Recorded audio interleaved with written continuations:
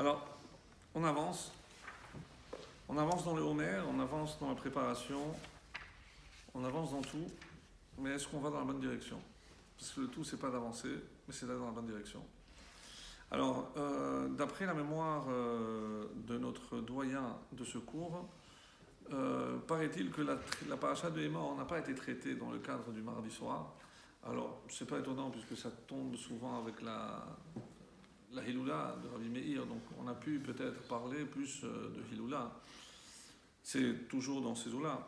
Alors, il se trouve que Min Hashamayim, dans cette paracha de Hémor, donc il y a, comme vous le savez, un rappel de toutes les fêtes, les korbanot qu'on a portés toutes les fêtes. Ça, c'est des parties connues. Il y a également la mitzvah de compter le Homer dans cette paracha.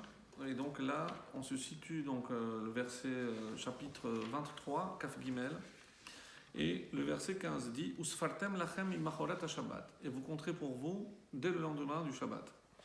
Miyom aviachem, du jour où vous apporterez, et Omer hatenufa. Le Omer, on va traduire Omer, c'est une mesure, comme vous le savez, hatenufa, du balancement. Sheva Shabbatot temimot tihiena. Et 7 semaines complètes, elles seront. Tihiena, elles seront. Donc, clairement, l'ordre de la Torah, l'injonction de la Torah de compter 7 semaines complètes, jusqu'à Ad Mimachorat HaShabbat HaShevi'it, jusqu'au lendemain du 7e Shabbat. Et là, curieusement, Shabbat se traduira par semaine et non pas par Shabbat. Donc, et au lendemain de la 7e semaine, Tisperu Chamishim Yom, vous compterez 50 jours. Donc on parle ici du 50e. Veikravtem mincha chadasha. Et là vous apporterez une nouvelle offrande. Après, qu'est-ce qu'on va apporter? Donc c'est les fameux 2 pains qu'on a apportés à Shavuot. Veikravtem alechem shivat kevasim. Quels sont le nombre d'animaux, etc., etc. Et voilà donc ce que la Torah dit par rapport donc au compte du Homer. Et la première anomalie qui saute aux yeux,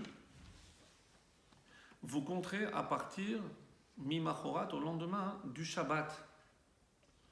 Et il faudra qu'on vienne nous expliquer mi-machorat Shabbat, comme le fait Rashi, mi-machorat Yom Tov. Attention, ne prenez pas à la lettre, et là ça a été toute la machloket qui existait entre les Pérouchim, les pharisiens, on appelle pharisiens, et les Tzedoukim, les Sadducéens, exactement. Et les Sadducéens qui n'étaient pas partisans de la tradition orale comptaient véritablement dès le lendemain du Shabbat. Alors, qui seront les héritiers de ces Sadducéens? En principe, ou il y en a qui disent qu'ils sont issus des Esséniens ou des Sadducéens, ce sont les premiers chrétiens. Comme vous le savez, et donc ça tombe toujours, Pentecôte c'est 50e, et ça tombe le lundi de Pentecôte. Pourquoi le lundi? C'est mi-machorat, le lendemain du Shabbat. Mais eux, le Shabbat, ils l'ont décalé, ils n'ont pas gardé le samedi, donc ils l'ont déplacé à dimanche. Donc si je déplace le samedi, le Shabbat, au dimanche, le lendemain du Shabbat, ça tombe à lundi. D'où c'est l'origine du lundi de Pentecôte, biblique. Bon, c'est triste, mais c'est comme ça. C'est férié. C'est férié, au moins on gagne ça, au moins. Vous avez raison. C'est dimanche de Pentecôte et le lundi. Lundi de Pentecôte, exactement. Alors, mais pourquoi, la première question à laquelle on va s'attaquer, pourquoi, si on veut dire Yom Tov, comme le dit Rashi clairement, pourquoi la Torah utilise le terme de Shabbat? Pourquoi créer l'ambiguïté? On sait que la Torah est on ne peut plus précise. Et chaque mot, chaque lettre est forcément à sa place. Alors je ne comprends pas pourquoi avoir créé ou laissé une place. Alors est-ce qu'au contraire, je peux dire, mais c'est précisément pour que je comprenne que sans la Torah orale, je ne peux pas comprendre la Torah écrite. Et ça, c'est une preuve. Évidemment, ça aurait pu être une réponse, mais ça n'explique pas profondément pourquoi on appelle Yom Tov Shabbat. Je pourrais encore ajouter une autre explication. Lorsqu'on regarde la halakha, Shulchan Aruch, quelles sont les halakhot concernant Yom Tov? Et qu'est-ce qu'on nous dit? Toutes les melachot qui sont interdites le Shabbat seront interdites Yom Tov. On l'a vu ensemble. Donc, Est-ce que c'est Rashi Mimachot Yom Tov? Attention, pourquoi on l'appelle Shabbat? Parce que c'est un jour aussi on va cesser quelque chose. Donc il y a une notion de Shabbat. Sauf que la halakha précisera donc, mais il y a une restriction. C'est-à-dire, c'est comme le Shabbat, sauf que à Yom Tov, il va y avoir Ye'achel lechol nefesh. C'est ce qu'on appelle Ochel nefesh. Tout ce dont on a besoin pour se nourrir. Donc, je pourrais évidemment cuisiner. Donc, après, la halakha va préciser quelle sera précisément, justement, quelle sera la barrière à ne pas franchir. C'est-à-dire tout ce que j'aurais pu préparer à l'avance qui ne s'abîme pas. Par exemple, cueillir des fruits. Pourquoi je vais le faire le Yom Tov si en les cueillant la veille, ça ne va pas s'abîmer, etc., etc. Donc il y a tous les détails de la halakha. Mais ce qui est intéressant, c'est qu'on rajoute deux autres points par rapport à Shabbat. C'est Hotza'a et Hava'ara. Hotza'a, c'est porter d'un domaine à l'autre. Ah, mais c'est sans aucun lien avec la nourriture. C'est vrai. Mais puisque pour la simcha de Yom Tov, on a permis de porter, pour être plus joyeux, pour se réjouir avec les bébés, pour sortir, etc. Donc on ne va pas dire oui, porter, oui, mais seulement la nourriture, seulement ceci, même si dans l'esprit, même dans la lettre, tout est permis. Une fois qu'on permet de porter, on permet de porter. Mais évidemment, dans l'esprit, je ne vais pas profiter pour transporter des choses inutiles. Mon sidour, etc., mon arzor, c'est une évidence. Et le deuxième point, c'est hav'ala, c'est allumer le feu. Allumer le feu, et c'est là il y aura la restriction bien connue à Yom Tov, je peux allumer le feu, mais à partir d'une flamme préexistante. C'est comme ça, bon, c'est pas un cours d'halakha, mais simplement juste peut-être essayer de comprendre ce que Rashi veut dire ici, que Shabbat c'est aussi Yom Tov c'est aussi Shabbat. C'est toujours pas suffisant. C'est toujours pas suffisant. C'est un jour de repos. C'est un jour de repos. Shabbat, c'est repos. Donc Shabbat, je peux, voilà, c'est un jour de repos. Mais pourquoi c'est le premier jour de Pessah? Sans le contexte, je n'aurais pas compris qu'on est Bichlal, qu'on parle ici de Pessah. Où c'est marqué? Ah oui, mais parce que je sais que ça se passe à ce moment-là, que c'est 50 jours, etc. D'accord? Donc, oui, j'aurais pu déduire, mais quand on est dans la déduction, pourquoi ne pas exprimer clairement, surtout que ça va laisser des ambiguïtés et la possibilité après d'interpréter différemment. Donc, pourquoi prendre ce risque? Alors, dans un niveau un peu plus profond, pour essayer de comprendre, et je pense que c'est ce qui va nous amener à deux textes que j'ai aujourd'hui pour vous sélectionnés. Aujourd'hui, c'est pas de la chassidoute, même s'il y a toujours une petite teinte dans nos enseignements, on essaye en tout cas, puisque ça apporte toujours une certaine profondeur que j'aime beaucoup dans la chassidoute. Mais ça, vous l'avez déjà compris. Alors, Mimachorat à Shabbat, le lendemain de Shabbat. Lorsque vous entendez Shabbat, à quel événement on pense lorsqu'on entend le mot Shabbat? La création du monde. Excellent, Elie. C'est la création du monde. Et donc si pour moi, Shabbat, rappelez-vous ce qu'on avait dit par rapport au jour de la semaine, c'est création du monde, les mois, c'est la création d'Israël, pas l'État, le peuple d'Israël, à Pessah, le mois de Nissan. Donc si je dis Mimachorat à Shabbat, qu'est-ce qu'il y a eu? Donc je remonte à la création. Et il se trouve que Adam Arishon a été créé le vendredi, 6e jour de la création. Veille de Shabbat, 6 heures avant l'entrée de Shabbat, tout le monde sait, il a fauté. Il a fauté. D'après les maîtres des profondeurs de la Torah, je parle, pas des profondeurs de la mer, on dit que c'était inéluctable. C'était une faute qui, pour que l'humanité soit ce qu'elle devait être, devait passer par ce stade-là. Donc je ne rentre pas, je n'ai pas envie de détailler, parce qu'on avait, dans d'autres cours précédemment, on avait fait allusion à cela. Quoi qu'il en soit, lorsqu'il arrive le Shabbat, il s'en veut, parce que Dieu lui laisse le Shabbat. Mais dès la sortie du Shabbat, d'où ce fameux Midrash, vous connaissez qu'il a allumé le feu, parce qu'il pensait que Dieu ne l'avait pas pardonné. Donc, dès la fin du Shabbat, qu'est-ce qui commence véritablement pour Adam? La réparation. Excellent. Donc, si je prends à la lettre ce texte, je dis Mimachorat à Shabbat, le Shabbat de la création, Qu'est-ce qui commence véritablement? La réparation de Adam, c'est-à-dire la nouvelle vie qu'il aura à mener. Le Shabbat a fait une interruption, Dieu a permis de rester, et après il est expulsé. Donc la fin, et c'est pour ça que Dieu lui fait découvrir la lumière, le feu de la fin du Shabbat, pour lui dire, voilà, cette lumière t'accompagnera désormais. Et chaque Shabbat, c'est un souvenir de ce qu'aurait pu être le monde si tu n'avais pas été expulsé, tu n'as pas fauté. Comment je le sais? Le chant du Shabbat. Yom Shekulo Shabbat. Imaginons un jour, c'est un monde où tout est Shabbat. On ne s'occupe que de l'essentiel. Bien. Donc ça c'est Mimachorot Shabbat. Maintenant, si je dis que le peuple juif reprend le flambeau de Adam, ça veut dire Mimachorat Shabbat. Qu'est-ce qui a marqué ici?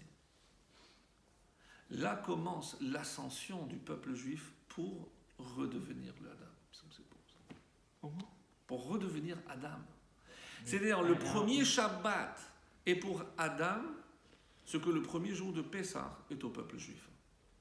Donc ici se cache Mimachorat Shabbat, je vais aller un peu plus loin encore. Le Shabbat, tout le monde sait que c'est le 7.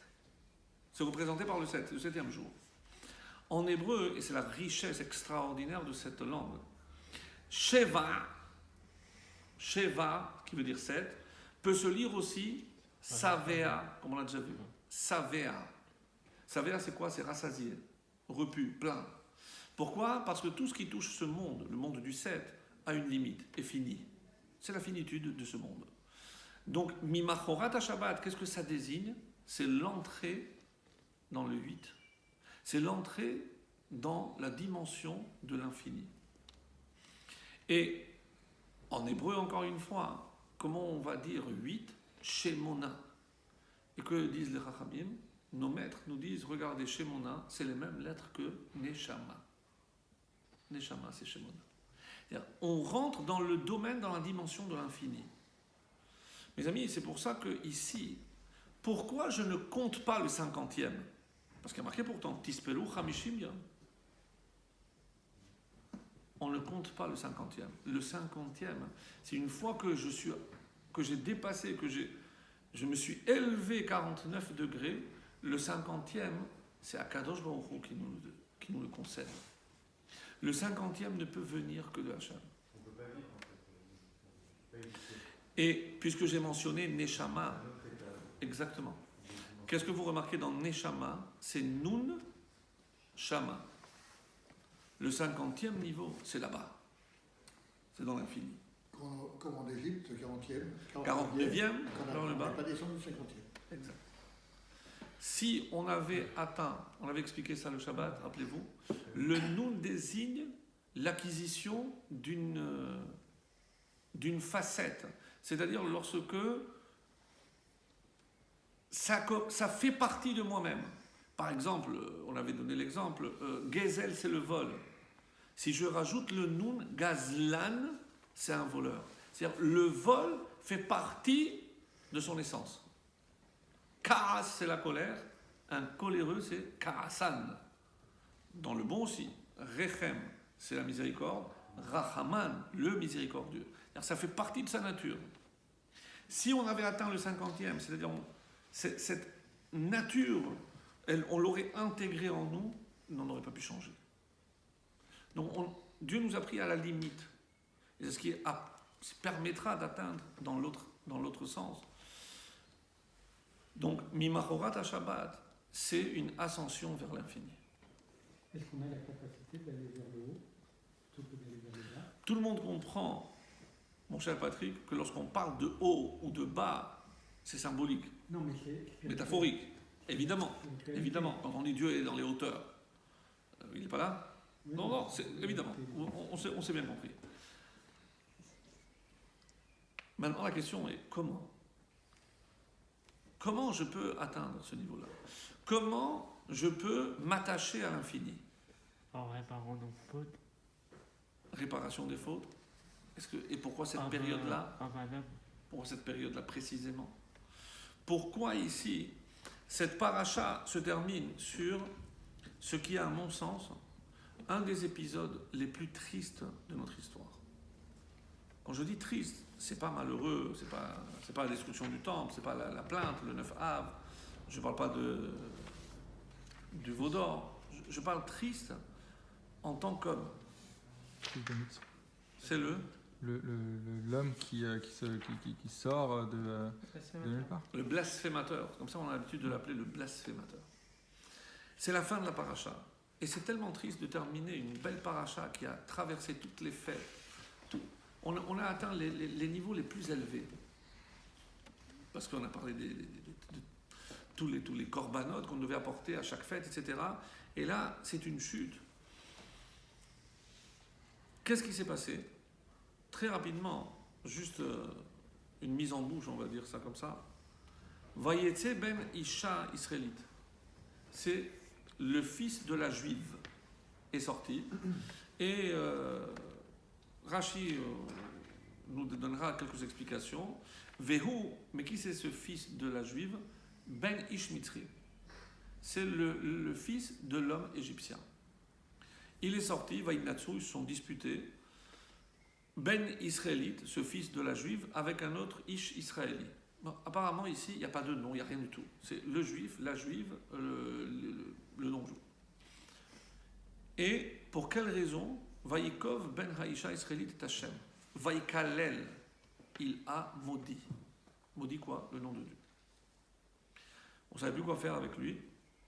Vayavi Oto el Moshe.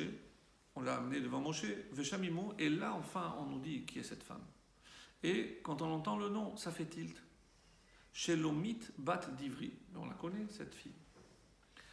La première fois que Moshe Rabbeinu est sorti vers ses frères, et ça commence comme ça, Vayetse, Moshe est sorti à l'Echav. Et là, il assiste à une scène que tout le monde se rappelle, puisqu'il est sorti 2 fois. La première, c'est un Égyptien qui frappait un Juif. La deuxième, c'est un Juif qui voulait frapper un autre Juif. Et qu'est-ce qui s'est passé? Moshe prend la défense de ce Juif et il tuera l'Égyptien. Il va l'enterrer. On ne sait pas pourquoi. Moshe, est-ce qu'il s'est pris pour un héros? Est-ce que c'est un super héros qui va maintenant défendre tous les opprimés? Vous croyez que ce juif était le seul qui se faisait tabasser par les contremaîtres égyptiens? Sincèrement, je ne pense pas. Qu'est-ce qui a attiré son regard?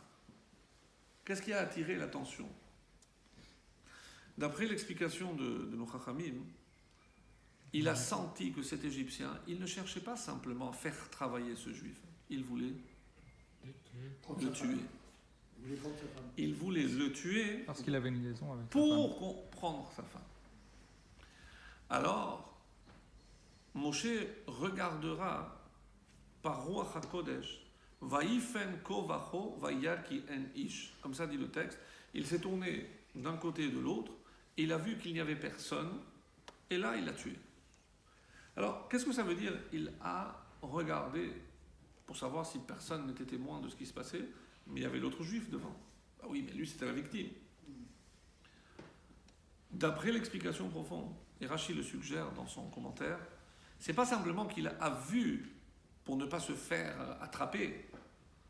Il a regardé dans la descendance de cet Égyptien, Vayach yen ish, et il a vu qu'il n'y aurait pas un ish, un véritable homme qui allait sortir de lui.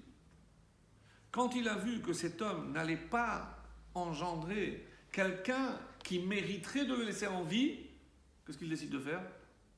Il le tue. Comment il le tue, mes amis? Shema Meforash. Il prononce le nom de Dieu et l'autre tombe raide mort. En proférant le nom de Dieu. Cette femme était déjà enceinte de cet Égyptien. Cet homme-là qui va naître de cette femme, imaginez un peu la tare qu'il porte sur lui, et il va être confronté avec qui?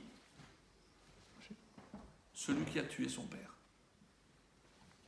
Il est face à face avec celui qui a tué son père. Donc c'est-à-dire que l'image est extrêmement forte. Ben Aïcha israélite. Donc là il se dit, Et pourquoi Vaïnatsu, sur quoi ils se disputaient? Le Midrash rapporte qu'il n'avait pas de père, donc il a pris sa tente, il s'est installé, la maman était de la tribu de Dan, comme c'est marqué, donc il est venu, il s'est installé dans la tribu de Dan. Bon, où vous voulez qu'il aille? Le Ish israéli, certains disent que c'est le chef de la tribu, il a dit hop, hop, hop, hop, hop. Où tu vas? Je vais avec ma maman.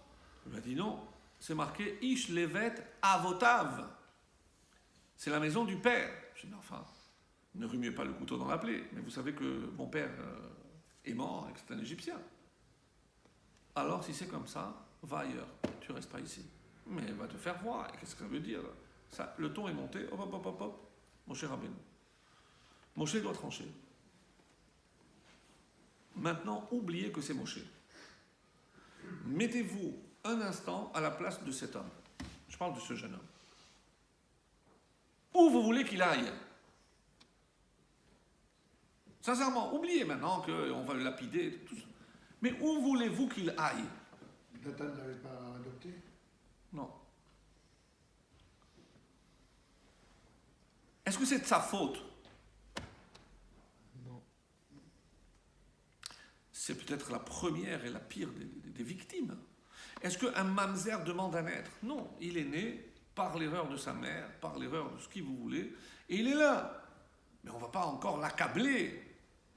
Mais pourtant, c'est pour ça quand je dis que c'est un épisode très triste. Hein, parce que, qu'est-ce que vous voulez qu'il fasse? Il y avait une solution. C'est-à-dire? Aller avec le Erev Rav. Parce que le Erev Rav, faisait pas partie d'une tribu particulière. Exactement. On dit c'est le 13e campement, c'est celui de Evra. Mais lui, Il se sentait juif. il se sentait, et il était juif à 100%, il n'était pas juif. Aujourd'hui, la halakha, on ne dit pas qu'il est juif à 50%. Il était aussi juif que Moshe. La mère est juive. Donc il est juif. Il n'y a pas 50 ou moins, plus ou moins. Il est juif. Oui, mais Le rêve, c'est des goïms. Rabbi David, le judaïsme n'a été donné que bien plus tard. C'était d'abord à l'époque de Moshe C'était les les Hébreux hommes. et c'était par les hommes. C'était par les hommes au départ. Non, mes amis, Et non, parce que je suis navré de vous dire. la nation vient du père, mais la religion vient de la mère. Le fait d'être dans la nation L'identité juive vient par la mère. Et il y a une indication très belle, je ne sais pas si on l'avait déjà dit. Mère en hébreu c'est M. M. Regardez les deux lettres qui suivent. Après le Aleph, c'est le Bet. Après le même, Nun. Ça forme quel mot? Ben. Ben, c'est fils. M, c'est la mère. Le fils suit la mère. Comme dans l'alphabet. Aleph, Bet, même Nun. Ben, c'est après le M. Bon, une petite curiosité, mais ben, évidemment, je ne vais pas faire une halakha sur ça, mais c'est évidemment un révélateur de ce que la langue... Mais avant que la Torah soit donnée, c'était déjà comme ça. Sans aucun doute. Sans aucun doute. Le père, comme disait notre ami Aviel, le père, c'est le campement, le rang, Le nom. le nom, c'est-à-dire quelle tribu. Si c'est Cohen, Lévi, Israël, c'est quelle tribu. Mais l'identité juive, ça a toujours été par la mère. Et après, je sais qu'on a voulu dire, ça c'est clair. Ici, la question ne se pose même pas. Parce que, bref. Les Matédanes. Les Matédanes. Matédan, tout clair. Alors, pour comprendre un petit peu, quand bien même il aurait dû suivre le père, on ne peut pas faire une exception par rapport à son statut et se dire, soit, on va le laisser. C'est vrai, au moins qu'il soit près de sa mère. Rashi nous répondra. Vayetse, c'est curieux, c'est-à-dire il est sorti.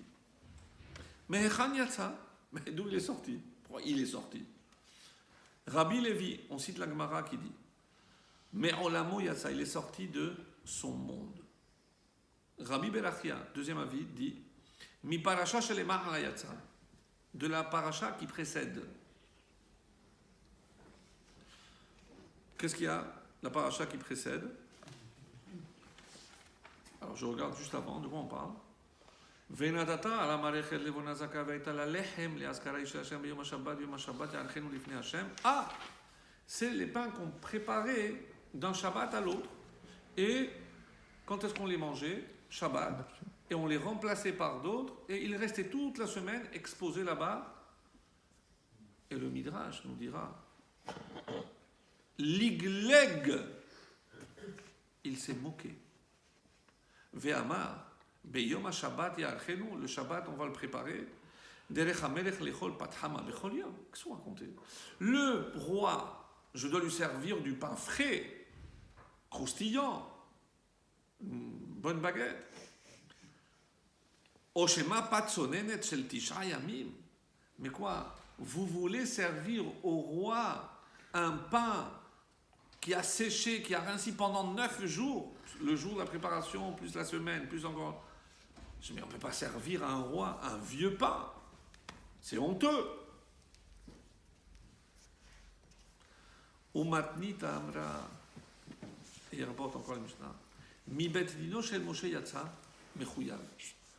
D'où il est sorti? Du bet din de Moshe. Moshe qui avait tranché. Est-ce qu'il peut rester dans la tribu de Dan ou pas? Balita aholo betor machane Dan. Il est venu planter sa tente dans la tribu de Dan. Amrulo ma tifra lekan. Qu'est-ce que tu viens faire ici? Amalahem mi bene danani. Moi je suis descendant de Dan, c'est ma mère, par ma mère. Amrulo ish al diklo beotot levet avotam. C'est marqué la maison du père. Alors il dit Nichnas levet dino shel Moshe veyatsa mechuyav. Moshe, la sentence est tombée. Tu es coupable, tu dois quitter, tu restes pas. Hamad vegidef. Et là, il a vu rouge, et là, il a perdu les moyens, il a commencé à maudire, etc. Qui c'est ce Ish Mitzri? Hua Mitzri sheharago Moshe. C'était pas ce même Égyptien dans la paracha de Shemot qui frappait justement ce juif, qui lui donnait plus de coups pour aller retrouver dans le Nil la femme juive. C'est juste. Et d'Ivry parce qu'elle parlait, c'est ça? Oui. Alors, toute la problématique vient du Rashi suivant, par rapport à ce que vous disiez. Il y a marqué Ben Ish Mitzri Betor Ben Israël. Melamed Shnit Gayer, on apprend de là qu'il s'est converti. De là, certains vont dire que comme il est né avant le don de la Torah, donc il n'y avait pas de filiation directe par la mère, on l'a obligé à se convertir. Ça pourrait expliquer qu'une fois qu'il est converti, il n'est plus affilié à la tribu de sa mère. Parmi les nombreuses explications qui sont proposées. Moi, je propose une autre. Qu'est-ce qui a fait? Pourquoi on n'a pas voulu le laisser? Alors c'est très moussard, hein, c'est vraiment très terre à terre. Vous voyez quelqu'un qui commence à se moquer de l'inanité de telle ou telle mitzvah. Oh, mais c'est ridicule ça. Pourquoi vous ne voulez pas le garder parmi vous? Peut influencer. Parce que c'est un danger. C'est-à-dire, s'il avait une attitude profil bas, peut-être qu'on l'aurait laissé rester. Peut-être. C'est-à-dire, on n'est pas ici face à une montagne. La loi dit. Mais quoi, il n'y a pas de rahamanout, il n'y a pas un peu de miséricorde. Il est sans père, on ne va pas encore l'accabler et le mettre à l'extérieur, le jeter comme un vaurien, comme un autre goy ou comme un pestiféré ou un lépreux. D'ailleurs, michutz la machane, c'est précisément là où sont les lépreux. Pourquoi il aurait dû aller là-bas? Parce que tu as mal parlé. Si on te jette, c'est pas uniquement parce que ton père n'était pas juif. Si ton père d'accord, admettons qu'il n'était pas juif, mais si toi tu avais fait montre d'une attitude respectueuse, mais l'igleg, c'est moqueur. Et on ne peut pas laisser un danger pareil au sein même de notre tribu ou de notre peuple. Quelqu'un qui refuse de faire telle ou telle mitzvah, on respecte son choix, il a le libre arbitre. Mais quel est le problème lorsqu'on commence à se moquer? C'est que, pardon, on va semer le doute, mais chez les autres. Et c'est gravissime, c'est extrêmement dangereux. C'est extrêmement dangereux. C'est-à-dire, on ne peut pas laisser un tel danger. Si on sème le doute, ça signifie qu'il n'y a pas suffisamment de foi. Oui. Quelque part, le fait que son père n'était pas juif, ça a laissé des traces. C'est très difficile à le dire. Mais d'où vient cette attitude moqueuse? Parce que si véritablement il était sincère, non mais on ne va pas proposer à Dieu, mais qui l'a demandé? C'est Dieu lui-même qui a demandé. Tu te crois mieux que lui? Mais tu te prends pour mieux que lui. Mais et il y avait en plus, d'accord, ça a duré 9 jours. Mais que dit le texte? Que dit le Midrash? Le pain était aussi chaud que le premier jour. Donc il y avait un miracle. Donc de quoi il se moque? Des miracles. Et là c'est dangereux. Là c'est extrêmement dangereux. On ne va pas tirer de conclusion. Mais mes amis, lorsqu'on entend encore de nos jours, ah, mais c'est pas grave, si la mère est juive, l'enfant il est juif. Oui. C'est vrai. Sur les papiers. Oui, sur le plan d'affiliation. Sur les papiers, il est juif. D'après la halakha, il est juif. Mais au niveau de sa nature, au niveau de son identité, au niveau... Chas v'shalom, je ne suis pas en train de dire qu'il faut les considérer comme... Non. Mais par rapport à cette attitude un peu trop laxiste aujourd'hui, on entend, bon, c'est pas grave. Il y a forcément, si la Torah, c'est certain qu'il reste quelque chose. Si tout cet épisode-là n'est venu que pour nous prouver que forcément, il y a 3 associés à la création de l'homme, le papa, la maman et Dieu. Mais ici, il y a une incompatibilité. Donc cette neshama, ça ne veut pas dire qu'elle aurait pu, mais... Il n'y a pas eu un problème de chinour, forcément.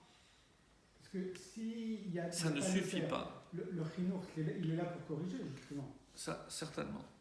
Mais si vous parlez de chinour, d'éducation, pourquoi? Qui est le plus grand maître de tous les temps après Moshe? Rabbi Akiva. Merci. Lui, il n'a pas de tâche. Sauf que ces 24 000 élèves sont morts. Qu'à Dieu ne plaise de porter un jugement sur Rabbi Akiva. Qui sommes-nous, le moustique du moustique? C'est vrai. Mais quand on parle de chinour, alors quoi? Il a tout raté, Rabbi Akiva? Il a tout raté? Quoi? Ses élèves ne se respectaient pas? Les élèves de Rabbi Akiva, le maître par excellence, c'est le seul sur qui Moshe Rabbeinu a dit, mais avec quelqu'un comme lui, qu'est-ce que tu m'as choisi moi pour donner la Torah? Mais tu es Rabbi Akiva. C'est Moshe qui parle. C'est pas nous, c'est pas le texte. Moshe Rabbeinu, il a vu. Qu'est-ce que tu m'as pris moi? Qui moi je suis à côté de Rabbi Akiva? Écoute, toi, dans ta génération, Rabbi Akiva enseigne. Il l'a vu par Ruach HaKodesh. Il l'a vu par Ruach HaKodesh. Certains disent, comment on interprète ce Ruach HaKodesh? Parce qu'on dit que Rabbi Akiva était le Gilgul. C'est pour ça que dans la vie de Rabbi Akiva, il y a 3 phases de 40. 40 ans, en dehors de la Torah. 40 ans, il a appris, et 40 ans, il a enseigné. Il est mort à 120 ans. Moshe, 40 ans à l'université, en Alexandrie. Il a été élevé en Égypte. On a tendance à l'oublier, on en rit, mais il a dû faire les écoles princières, à Monaco, etc. 40 ans dans le désert. Là, il a fait les 400 coups en 40 ans. Et après, au bout de ces 40 ans, il est revenu, et sa mission, donc, c'est les dernières 40 années. 40, comme... Alors, évidemment, qu'est-ce que ça veut dire? Comme quelqu'un aujourd'hui a posé la question, oui, mais quand on dit qu'il s'est réincarné, est-ce que ça veut dire que c'était lui qui revient? Non, on ne sait même pas, nous, ce que ça veut dire réincarner. On ne sait pas. Réincarner, on sait qu'il y a plusieurs niveaux de l'âme. Est-ce que C'est les 3 niveaux, c'est un des niveaux. Donc, on dit que le Mashiach sera composé de l'âme de David, Améler, de Moshe Rabbeinu, de Adam Arishon. Donc c'est difficile. C'est pas aussi simple que nous on le croit. Bon, c'est pour ça qu'on s'empresse de dire réincarnation et le Gilgul, mais c'est un abus de langage. Non, c'est pas exactement ce que ça veut dire. Il vient être métaken, d'accord, mais bref. Je clôt cet épisode.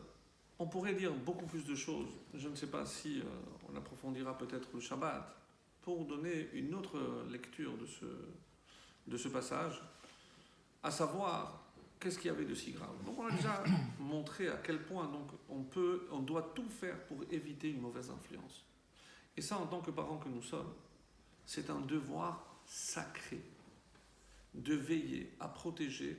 Alors oui, après vous allez dire, oui, mais c'est la surprotection, il faut aussi qu'ils comprennent qu'il y a autre chose. Je ne suis pas en train de dire, on dit la même chose. Mais s'il est avec des petits copains, je rentre, qu'est-ce que tu fais les vacances? Eh bien, comme un bon juif, un peu Thaïlande, un peu Israël. Je m'excuse, hein, je me suis arrêté, je me suis retardé, je me suis retourné. Israël, je comprends, mais la Thaïlande, je comprends pas. J'aurais dit le contraire. Non, je sais. Ça, c'est les Israéliens qui vont en Thaïlande.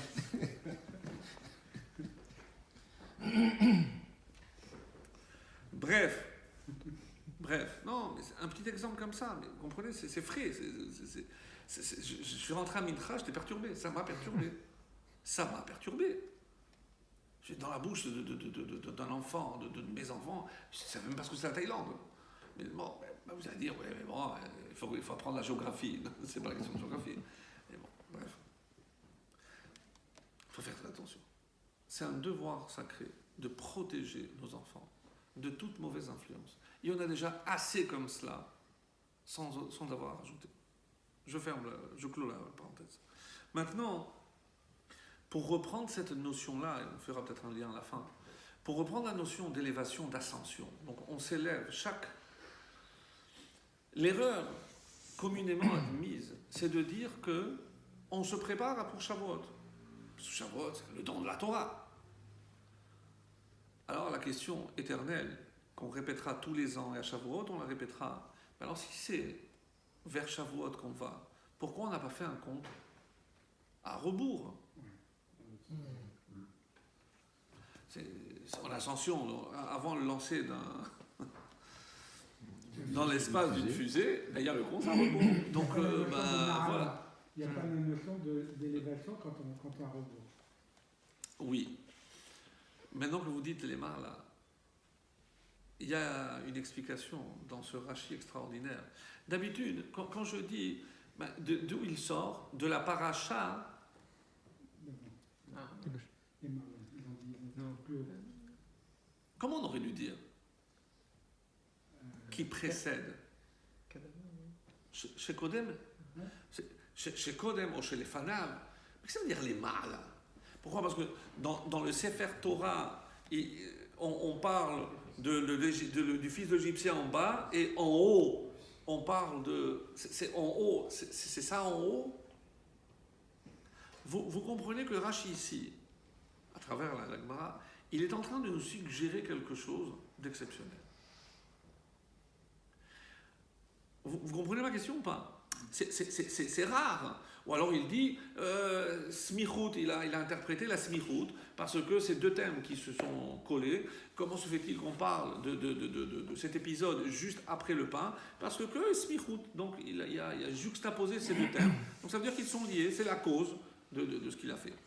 Mais les mains là, c'est en haut. Quelques versets plus haut. Jamais il a dit ça. Quand l'ifne à Parashas Smucha, c'est beaucoup plus courant dans le langage de Rashi, Parashas Smucha. Mais les mains là, ça suggère quoi? Qui est au-dessus. Au-dessus. Au-dessus, c'est quoi? C'est spirituel. Il avait du mal avec quoi, ce jeune juif? Avec Dieu. La présence de Dieu sur terre. C'est-à-dire? Dans le pain, le fait de voir Dieu dans le pain. dans des miracles, dans les choses du quotidien, de voir Hachem dans des Est-ce éléments. qu'on va faire intervenir Dieu dans un miracle alors que je peux l'éviter? Je peux faire le pain tous les jours ou l'offrir tout frais. Pourquoi je vais faire intervenir Dieu ici-bas? Alors, il y a un miracle de Barabé Uni. Oui, mais qu'est-ce qui le dérange? Dieu qui est dans les hauteurs, Qui reste. qu'il reste dans les hauteurs. Autrement dit, qu'est-ce qui lui fait problème? Quel est le nom qu'il a maudit? Yudke Vavke. D'après le Midrash, c'est le nom que Moshe a utilisé. C'est-à-dire, il a un problème avec ce nom. Ce nom a entraîné la mort de son père. Et il le savait. Bien sûr qu'il le savait. Sinon, on le sait à plus forte raison lui. Il savait que Moshe était... Donc, ce nom représente Yudke Vavke, c'est la transcendance. C'est ce qu'il y a en haut.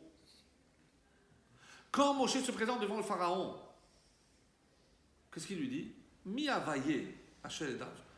Mais Elohim, c'est-à-dire le Dieu créateur ici-bas, dans la nature, ça on le connaît, il est dans notre registre. Mais tu parles d'un Dieu là-haut, celui-là on ne le connaît pas. Ça on ne le connaît pas.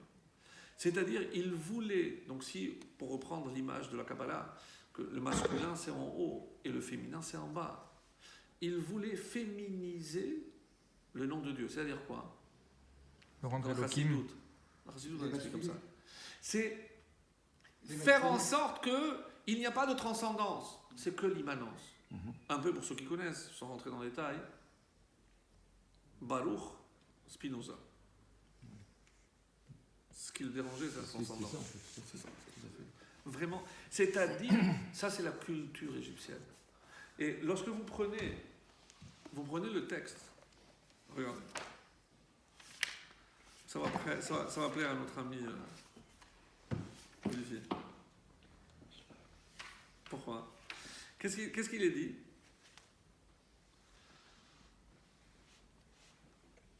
Qu'est-ce qu'il a fait avec le nom d'Hachem? Vayikov. Il a trouvé. Il a troué.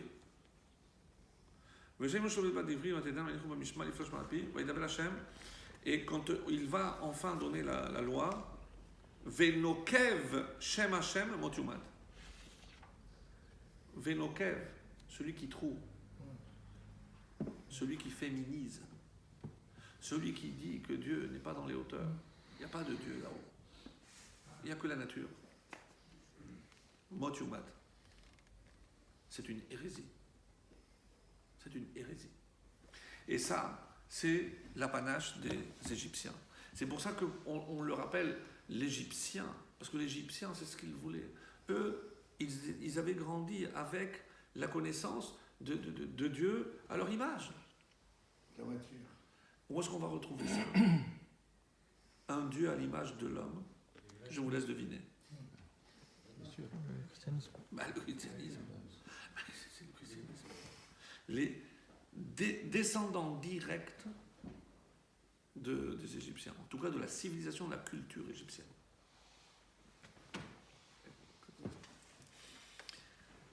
Pour revenir maintenant au Homer, on a parlé d'une ascension. Mais qu'est-ce qu'il faut faire? Alors, vous allez me dire, mais on compte le Homer, voilà, on va attendre la nuit, on va faire Hayom, Arba'a, Veshloshim Yom, la Homer. J'ai compté le Homer. C'est ça compter le Homer. Et c'est comme ça que je monte. Comme l'ascenseur, j'appuie le bouton, ça monte tout seul. Comme Hanouka. C'est-à-dire? C'est-à-dire qu'au bout, on aura la lumière des 8. C'est comme Hanouka. Hanouka, c'est On donne premier, deux deuxième, références. troisième, quatrième. Et après, on aura la pleine lumière. Dans- Là, on a avec la Torah. on aura Je vais la être pleine lumière. méchant. Quelqu'un qui a oublié de compter, quelqu'un qui ne compte pas, il ne reçoit pas la Torah? Il arrivera toujours au bout. Hein. Il arrivera toujours au... Question bête, hein, c'est vraiment une question simple. Quelqu'un qui ne compte pas le Homer, Non, on lui en veut pas. Mais, on ne lui en veut pas, non? mais à titre personnel. Oui, Non, mais non, c'est-à-dire qu'il y arrivera par l'ensemble. il aura sera pas- il porté aura pas par la fait- masse, vous voulez Exactement, dire? il n'aura pas fait l'effort, lui, personnel. C'est un mauvais réceptacle. C'est tout. C'est un mauvais réceptacle. tout ce travail du Homer, c'est un travail de midot. C'est un travail. Il y a, pour ceux qui connaissent, et je vous le montre parce que c'est exceptionnel, c'est un des meilleurs commentaires qui existent sur Pirkei Avot. Ça a été traduit en français. Et ça s'appelle, ça vous le voyez, le Midrash Shmuel. Midrash Shmuel. C'est un recueil de commentaires. Lui s'appelle Rabbi Shmuel Diouzeda, un élève du Harizal. Il est enterré à Tzfat. Il est enterré à Tzfat. Exceptionnel. Un commentaire, c'est le commentaire de base du Pirkei Avot. C'est le Moussard du Moussard. C'est Moussard du Moussard. Et il dit, mes amis, pourquoi on lit Pirkei Avot entre Pessah et Shavuot? Parce que ça fait partie de la préparation. Qu'est-ce que c'est Pirkei Avot? Il y a des halachot? Non. Comportement. Comportement. Que le comportement. Autrement dit, Ben Adam la Chavero. Ben Adam la Chavero. Et il dit, et ce sera expliqué après par le Rabbi Lubavitch, il dit, si on ne se prépare pas, on ne peut pas être apte à recevoir la Torah. Comme quoi, selon la phrase tellement connue, Derech Eretz Kadma la Torah. Le Derech Eretz, le savoir-vivre, Kadma ici, précède la Torah. C'est-à-dire, si je n'ai pas acquis ce savoir-vivre, ce comportement à l'égard de l'autre, la Torah ne servira à rien. C'est mettre de l'eau dans un kéli troué. C'est troué. Donc, il y a deux raisons. Pourquoi on doit lire? Alors il dit, parce que c'est comme ça qu'on se prépare. Et il donnera une deuxième explication. Ça, c'est dans l'introduction du Midrash Shmuel, mais dans la version hébraïque. Ça, ici, c'est un petit résumé au niveau de l'introduction. Oui. Et qu'est-ce qu'il dit? Il y a une deuxième raison. Parce que comme on approche de l'été, il y a plus de chamimout, plus de chaleur. Chaleur dans le sens propre, le sens figuré. Donc l'homme est plus enclin à fauter. Donc il a besoin de plus de barrières. Et comme vous le savez, dans le Shulchan Aruch, le Rama, Rabbi Moshe Isserles, les Ashkenaz, ils ont l'habitude, nous on a l'habitude de lire Pirkei Avot jusqu'à Rosh Hashanah, l'été. Quel rapport? Ça y est, on a reçu la Torah. Oui, mais comme le Midrash Shmuel, il a donné deux explications. D'après la première, je comprends pourquoi je lis entre Pessah et Shavuot. Mais d'après la deuxième explication, je comprends pourquoi je lis l'été. Et il y a une coutume de lire comme ça pendant l'été. Et le lisent pendant tout l'été. Pour refroidir un petit peu les ardeurs. Effectivement. Non, mais c'est important de le souligner. Donc, premier texte que je voulais vous lire.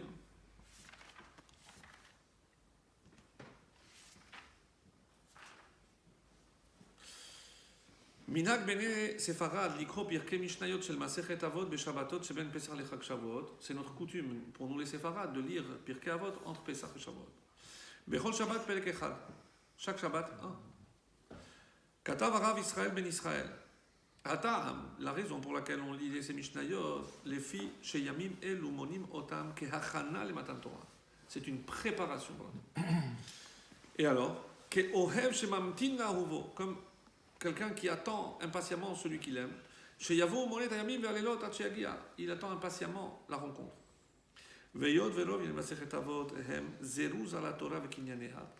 Et l'essentiel du contenu de Pirkei Avot, c'est comment acquérir la Torah.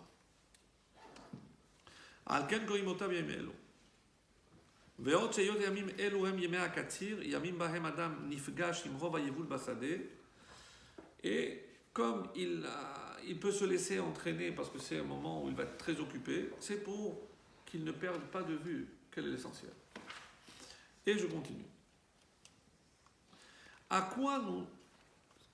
Quelle est la finalité de toutes les coutumes concernant le deuil pendant cette période-là? Se rappeler l'épidémie qui a décimé les 24 000 élèves, oui. Oui, mais ça fait plus de 2000 ans. Qu'est-ce que moi j'ai à faire avec ça? Qu'est-ce que aujourd'hui, parce que je vais me laisser la barbe et les cheveux, ou je ne vais pas écouter de la musique, vous croyez sincèrement que je pense tous les jours aux 24 000 élèves? Non, soyons sincères. Bon, ça fait de la peine. On nous a même dit, imaginez, la Torah, elle a été transmise et véhiculée par 5 élèves. Tout ce qu'on a aujourd'hui. Vous imaginez quel aurait été le panorama du peuple juif avec 24 000, à peu près quelqu'un qui a vu, c'est 4 800 fois plus. Alors imaginez 4 800 fois plus de synagogues, de Bathé-Midrash, de yeshivot. Impressionnant. Impressionnant. Alors il est marqué comme ça. C'est pour éveiller et faire que l'homme se rappelle. Le but, mes amis, c'est de s'éloigner de la sin'a, de la haine, de la kin'a, de la jalousie, de la ta'ava, ça rejoint ce qu'on a dit, le désir, haga'ava, l'orgueil, vehakavod, et les honneurs. Et avec ça, on est un ange. Si on arrive à faire ça, on est un ange. En parlant d'ange, un texte magnifique.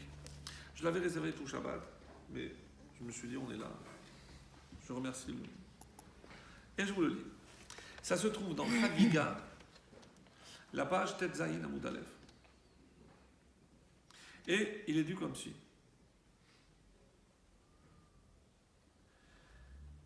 Alors, Shisha Devarim Neemru Bivnei Adam. On a dit sur l'homme 6 choses. Shelosha Kemalaché Asharet, 3 comme les anges de service. Shelosha Kabehema, et 3 comme une bête, comme un animal. C'est-à-dire, l'homme est mi-ange, mi-bête. D'où ça vient? D'Agmara 3. Donc c'est un équilibre très précaire, parce qu'on peut basculer très rapidement. Et attention, vous allez dire, oui, mais si on bascule du côté de l'ange, c'est bien. Non. C'est parce qu'on est censé rester ici, pas aller mal. On a gardé le pied sur terre. Alors, quelles sont ces 3 choses qu'on a en commun avec les anges et 3 choses en commun avec la bête? La vérité, si on avait le temps, je vous aurais laissé, je ne sais pas si vous aurez deviné, certaines, je pense que vous aurez pu deviner. Mais par rapport aux anges, c'est extrêmement rare, ce qu'il dit ici. Extrêmement rare. Mais d'une beauté époustouflante. Il est dit comme suit. Chez le Shak et Malaché Asharet, les 3 similitudes qu'on a avec les anges, Yesh lahem da'at ke Malaché Asharet. L'homme a la conscience comme les anges. Ici, c'est quoi cette conscience? D'après vous? Conscience de quoi? La honte de Dieu. De Shem. Du bien et du mal. L'ange n'a pas le bien et le mal. Non, il ne connaît pas. Non, de Dieu. De Dieu, non. De Dieu. La conscience qu'on est là pour une mission et qu'on est mandaté par le Créateur du monde, par le Boré Olam. Pourquoi on appelle Malaché Hasharet? Ils sont là pour servir Dieu. Ils ne se posent pas la question si oui ou non ils doivent le faire. C'est leur mission, c'est leur existence. Cette conscience qu'un homme doit avoir, qu'il est là pour accomplir une mission, fait de lui un ange. C'est magnifique. Deuxième point, Mehalechin Bekoma Zekufa. Ça, vraiment, il marche droit, comme les anges, et non pas comme les animaux. C'est-à-dire, si je regarde un homme, qu'est-ce que je regarde en premier? L'ordre dans lequel Dieu a placé les organes principaux. Cerveau, cœur, corps. Melech, moar, lèvres, kaved, kelayot. Dans cet ordre-là. C'est-à-dire que qu'est-ce qui fait de nous des anges? C'est que on utilise cette conscience à bon escient. Pas pour se laisser guider par nos instincts, par le cœur ou par le corps. Les singes, Encore de pas. temps en temps, ils marchent de pattes et à quatre pattes. Non, mais c'est vrai. Oui. Ouais. Gomaz et Koufa, Kemalachia Sharet. Et le troisième, c'est le plus beau. Qu'est-ce que vous auriez dit? C'est quoi Troisième. Quoi, le troisième? J'ai pas dit? Ah, Il faut le deviner. Un peu de suspense. Il fait une sa mission. C'est lié Être à vivre Binada. pendant un an. C'est lié à Rochma Binada. Chesed. Il ne mange pas les gâteaux d'Abraham. En général, c'est toujours lié. Non. Alors je vais vous le lire Être tel que c'est écrit dans la Gemara. Et très sincèrement, ça va vous laisser un petit peu stupéfait. Umesaperim, il raconte, Bilshon HaKodesh. Alors là, il raconte dans la langue sacrée. Et Karazé, Ezé, Parce que les anges ne communiquent En hébreu. Mais vraiment, Divrei Torah, on s'approche. Chidushim. Mesaperim, c'est Sephirat HaOmer. Samer Peresh, ça peut être Sefer, un livre. Ça peut être Mispar, un conte. Ça peut être Sipour, une histoire. Tout ça, c'est la même racine. Et c'est aussi Saphir. C'est rendre pur quelque chose. la pierre précieuse. La pierre précieuse, le saphir. Ça vient de Saphir. D'abord, pour que l'on parle le même langage, qu'est-ce que c'est la Shona Kodesh? Et la parole. C'est une langue. Enfin, et la langue. L'hébreu. Ouais, l'hébreu. Enfin, l'hébreu ancien. Donc l'hébreu biblique. Oui, voilà. Ça veut dire que par exemple, si je prends un journal israélien, je peux rentrer aux toilettes ou pas? C'est écrit avec des lettres. Ils le font. Oui. hein, ils- Bah oui, mais. les Oui, Syriens oui. le font. Pourquoi? Parce que c'est pas. C'est pas Kodesh. C'est un Kodesh. Si je C'est prends un livre, non? le Midrash Shmuel en français, je peux rentrer aux toilettes? Ah non. Non. Non. Mais c'est en français. Il y a le nom de Dieu. Mais. Et alors c'est D. D, ça veut rien dire. Oui, mais c'est un Je rapport. veux C'est un que vous rapport- mettiez le doigt dessus. c'est un Ah, rapport- c'est- c'est un c'est des rapport- Français. Non, mais d'accord, mais Non, mais c'est un rapport malgré tout. C'est avec c'est le- l'énergie le qui Kodesh. provient de. C'est l'énergie. Rachi, encore va nous sauver. Qu'est-ce qu'on fait ça? Il parle de ça. Quand il y avait la tour de Babel, qu'est-ce qu'il y a marqué là-bas? Safa Achat. Vous regardez. Une seule langue. Rachid dit Lashon HaKodesh. Tout le monde comprend. Bah, ils parlaient tous l'hébreu. Comme aujourd'hui, on pourrait dire l'anglais, la langue commune. Ou l'européen, je ne sais pas si ça existe. Avant ça disparaissait. Et Eikar Sifteh Chachamim commente Rashi. Il dit sur Lashon HaKodesh, il rajoute une phrase. La langue de l'âme. Lashon Shenivra Bo Ha'olam. La langue avec laquelle le monde a été créé. Waouh. Qu'est-ce qu'il nous apporte là? Une différence. Et la langue de Dieu. Il y a une légère différence. Et la langue de Dieu. Une nuance, c'est pas la langue de Dieu. Non, c'est pas. Bah oui, et la langue. Après. Qu'est-ce que ça Après, apporte? la parole de Dieu. Je peux dire, dis-moi l'hébreu, dis-moi ivri, et c'est tout. C'est ça qui a fait la différence entre l'araméen et l'hébreu, non? Mes amis, qu'est-ce qu'on est en train de faire maintenant? Ben, on est en train de parler en français sur un texte hébraïque. On Comme est ça, dans les en langues qu'on train comprend, que l'on comprend. d'utiliser le français dans la Kedusha. Tout à fait. Donc c'est la Shon HaKodesh. Exactement.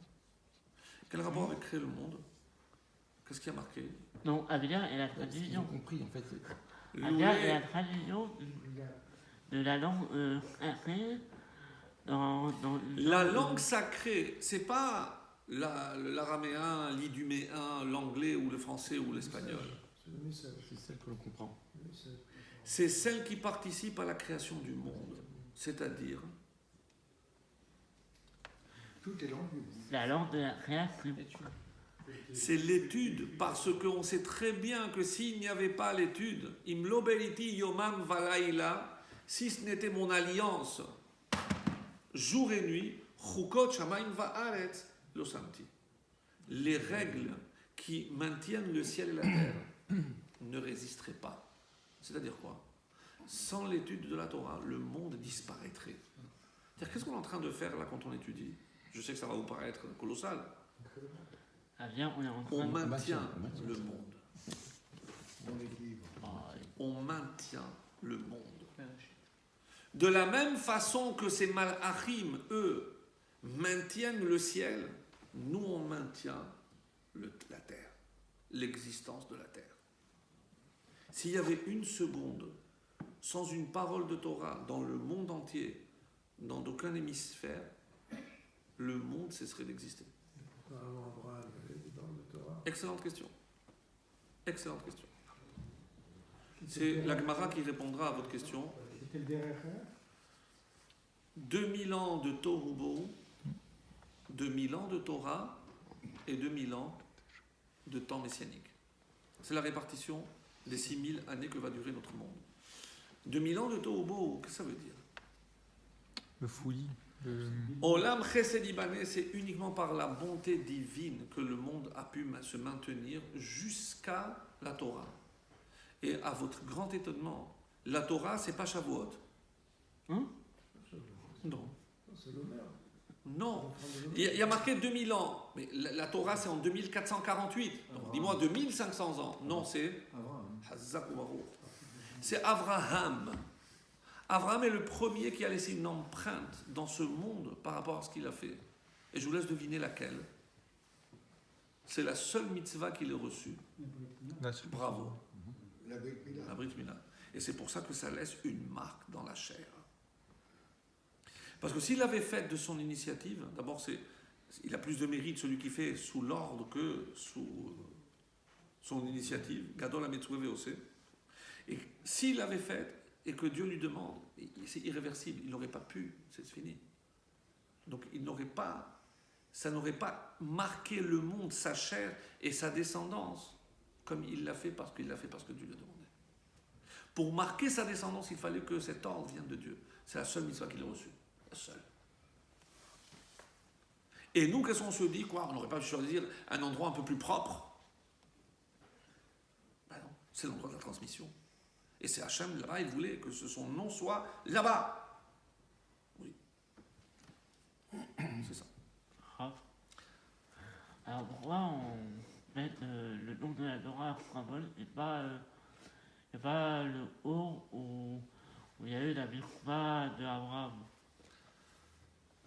L'Agmara répond à ta question en disant et pourquoi le monde? Parce que la première empreinte que la Torah va laisser dans le monde, la Torah pas en tant que livre, la Torah en tant qu'ordre de Dieu. Et le premier ordre que Dieu a donné à un homme qui va laisser une trace pour toute l'éternité, c'est Abraham. Et c'était quelle année? Vous avez peur? 1948. Merci. 1948. Toute coïncidence, évidemment.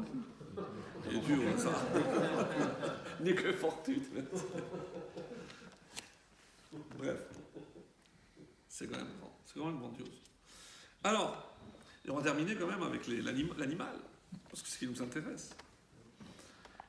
3 choses comme l'animal. Chez l'Oshak et Behema.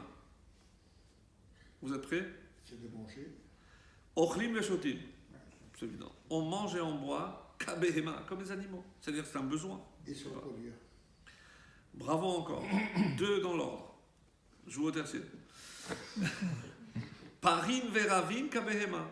Ils se multiplient comme les animaux. Et la 3e, si la Gemara ne l'avait pas dit, très sincèrement, j'aurais eu même honte de vous le lire. Pulsion. Umotsi'in re'i kabehema. Ça veut dire Et ils font sortir des excréments comme les animaux. Ah oui. mais C'est pas très glorieux tout ça. pourquoi il n'y a pas dans la Les viande? 6. 3 comme l'ange, 3 comme l'homme, comme l'animal. Parmi ces 3, c'est les besoins. Manger, boire et procréer. Mais On c'est peut pour ça qu'on rajouter fait, le c'est quatrième. pour ça qu'on fait un charia de ça. Que Dieu te bénisse. C'est-à-dire maintenant, comment je peux, maintenant c'est le but du cours, mais comment je m'éloigne donc de cette animalité? Maintenant on a le cours qui commence. Aujourd'hui ça fait 2 semaines depuis le Homer. Mais c'est quoi le Homer? Mimachorat à Shabbat. Après le fini, après ce monde. Donc je rentre dans le monde du 8, de l'infini. Et comment je fais ça? Parce que je ne peux pas faire fi de mon corps, parce que je ne suis pas un ange. La Torah n'a pas été donnée aux malachim, elle a été donnée aux hommes, avec nos besoins. Oui. Maintenant tu comprends. Ça, c'est 3 domaines. Comment je peux les transformer, les hisser? Et pour se distinguer de l'animal, eh bien, comment je mange? C'est toute la cache-route, le pain, la purification des mains, le lait, la viande. Toutes ces limites que je vais poser autour de la cache-route, autour de l'alimentation, c'est ça qui va me distinguer, m'éloigner de l'animal. Donc, quand je compte le Homer, ça fait déjà 2 semaines que je m'éloigne de mon animalité. C'était de l'orge que j'avais offert. Donc, je vais vers le pain, vers l'homme. Qu'est-ce que je construis? L'homme. De qui je m'éloigne? De l'animal. Et je n'ai pas dit je m'approche de l'ange. Non. Parce que c'est pas faire fi. Alors quoi, c'était dans le désert, c'est vrai, il n'allait pas aux toilettes. Mais c'est pas l'idéal, c'est pas ça ce que Dieu voulait. C'était momentané, c'était... Hachem, il les a créés parce qu'on est homme, on n'est pas...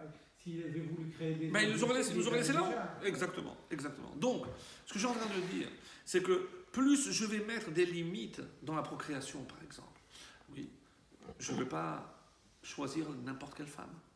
Et quand je dis choisir n'importe quelle femme, bien sûr, qui m'empêche d'aller avec la femme que je voudrais? Rien. Rien.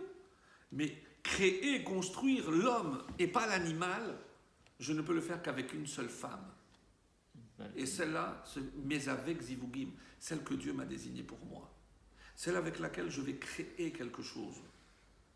Et toutes les lois autour de la sexualité viennent m'éloigner de mon animalité. Quel est le jour où il y a le plus de contraintes d'après vous? À quel niveau? De choses que je ne peux pas faire. Shabbat. Shabbat. Ouais. Shabbat. Shabbat, c'est là où les gens retiennent simplement du Shabbat. C'est oppressant. Je ne peux pas rien faire. Vous savez que dans la nature, les 2 éléments qui sont en plus grande quantité, c'est l'air et l'eau. Et les 2 sont source d'énergie. Comment j'obtiens l'énergie de l'un ou de l'autre? L'eau, c'est avec des barrages. Je freine, je comprime. Et l'air, Les ventilateurs. Il compresse. exactement. L'air comprimé. Donc, plus je vais serrer, plus ça va dégager, plus ça va dégager d'énergie. Et l'homme, plus je vais le comprimer, plus il va dégager de l'énergie. C'est quoi le secret du Shabbat? C'est quoi le secret de ces 39 interdictions qui peuvent nous angoisser? Mais c'est parce que Hachem, c'est pas la finalité. Ah, j'ai fait Shabbat, je me suis abstenu des 39 travaux. Ça, c'est le moyen. Mais c'est parce que pour te faire justement dégager la plus grande énergie, c'est comme Il faut mettre pour la nature. le compteur Pour- arrière. plus on va serrer, mais c'est là où tu vas dégager ta véritable énergie. Et c'est ça le Shabbat. Je reviens maintenant à l'Homer. Donc, on comprend qu'il ne suffit pas simplement de compter, mais chaque jour qui passe, c'est un pas que j'ai gagné vers Adam et que je me suis éloigné de Behema. C'est comme ça que je me construis. Le vrai Omer, c'est être capable d'avancer dans ce sens-là. Il y a une histoire. C'était une foire de cosmétiques en Bologne, en Italie. Et là-bas, il y avait un chaliar Chabad qui s'était dit, peut-être que dans la foire, il y a des juifs. Alors qu'est-ce qu'il a fait comme tout bon chaliar? Il a rempli une valise de sandwich. Il a fait le tour pour voir s'il y avait des juifs. Et il voit. Bon, il n'a pas décelé son sixième sens, sauf lorsqu'il arrive d'un couple de gens respectueux, une soixantaine d'années, bien, celui-là, vous êtes juif? Oui. Ah, je peux vous proposer. Il ouvre la valise, le mari et la femme se retournent un vers l'autre, et il le regarde, il dit, vous êtes Eliyahu Hanavi? Et il se jette sur les sandwichs. Une fois qu'ils ont apaisé la faim, il dit, mais qu'est-ce qui s'est passé? Écoutez, nous on vient des États-Unis, et dans notre shul, notre rabbin a innové une mode à la Neila. Je sais que dans toutes les shuls, les gens, ils vendent les mitzvot, ils donnent de l'argent. Il a dit, moi, je ne demande pas de l'argent, je demande des engagements. C'est-à-dire que pendant cette année, chacun va s'engager à faire quelque chose qu'il ne faisait pas. Et nous, comme on voyage souvent, on s'est dit, on a toujours... on ne faisait pas cachère. On s'est dit, bon, allez, cette fois-ci, et on a été à Miami, on a été à New York, c'est relativement facile. Mais là, on s'est retrouvé ici. Sachez que ça fait 3 jours qu'on mange des fruits et on boit du coca. Tellement que le mari dit, ma femme a commencé à avoir des points noirs, elle se sentait mal. Elle se sentait mal. Et on était en train de se dire, je pense que là, on n'aurait pas dû s'engager, on va arrêter. On discutait pour savoir si on continue pas. Et là, vous êtes apparu. Là, vous êtes apparu. Pour ça qu'ils ont demandé, est-ce que c'est Eliyahu Hanavi? Comment il tombe du ciel? Qu'est-ce que ça veut dire? Lorsque j'ai pris la décision d'aller dans une direction, il ne faut pas minimiser que Hachem nous aidera. Hachem nous aidera. Il est clair, il est certain que lorsque j'ai entrepris cette ascension, comme la fusée, une fois qu'elle est lancée, elle n'a pas besoin de toute l'énergie, mais pour s'arracher à l'attraction terrestre, il faut une énergie colossale. Cette énergie, ça s'appelle le Omer. Et qu'est-ce qu'elle transforme? Vous savez comment on appelle l'homme dans la classification? Chai, c'est le vivant, c'est l'animal. Alors c'est quoi l'homme? Le Medaber, le parlant. Mesaper Belashon HaKodesh. Celui qui est capable de créer avec la parole. Be'asara Ma'amarot, celui qui est capable de Omer, de parler. Donc qu'est-ce qu'on fait? Dieu prend la matière première, comment on dit matière en hébreu? Chomer.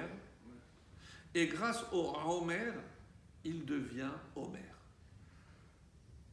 Il parle. La transition de matière brute, Chomer, d'où le mot Chamor, l'animal par excellence, pour atteindre le niveau de Homer, de parlant, il faut traverser le Homer. C'est-à-dire, quand je me suis éloigné de ma matérialité. Mais ce n'est pas tout, et je voulais conclure. Le juif, il est chômeur. Avec les paroles de Rabbeinu Chaim Falaji, que certains connaissent, un grand kabbaliste. Et je le cite. Ahavat Haverim, l'amour de ses amis. Bechol et bechol zeman tzarich sheyeh benehem ahavat olam. Il faut qu'entre les hommes, entre les amis, il faut cette amitié, cet amour véritable. Et qui sont les amis les plus proches qui s'aiment? Les meilleurs amis. On les appelle Re'im Ahuvim.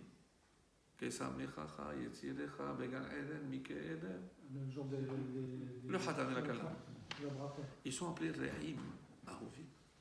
Les amis proches qui s'aiment. Milev ou minefesh, velo minesafa velachutz. Et cet amour doit s'exprimer, pas simplement des lèvres vers l'extérieur, mais du cœur, sincère, pas hypocrite. Ume'id ani, le Rav Falaji dit, moi je témoigne, Shamaim va'aretz, comme Moshe Rabbeinu il prend le ciel, la terre en témoin. Shebechol makom, chaque endroit où il y avait kin'a, sin'a, lorsqu'il y avait de la haine, de la jalousie entre frères, entre associés, ou même parmi les Talmidim. Kol echad rotze le'apil chavero. Chacun essaye de prendre la place de l'autre, de le faire tomber. Lo yatz'une kiyim racham mitzlan. Il n'y a jamais de vainqueur. Personne ne sort vainqueur. Qu'à Dieu ne plaise. Vechen lefer, le contraire. Meruba mida tova. Bechol makom shaya benem ahava vechiba milev nefesh. Là où il y avait le vrai amour, la véritable concorde, la véritable fraternité, he'erichu yamim veshanim. Là, ils ont eu la longévité. Meruba gam benehem adead. C'est ça, mes amis, ce qu'il dit. C'est que toute cette période de Homer, c'est pas simplement pour se rappeler des élèves de Rabbi Akiva. C'est un travail qu'on doit faire chez nous, pour nous. Faire en sorte que, comme le Pirkei Avot le dit, quelle est la meilleure mida? Lève Tov. Parce que avec un bon cœur, il y a tout. Lève, la valeur numérique, c'est combien? 32. Et Tov, 17. total, 49. Total, je voyais. total. l'essence. Non, pas ça. Ah, ok. Esso, 49. Quel est le but de ces 49 jours?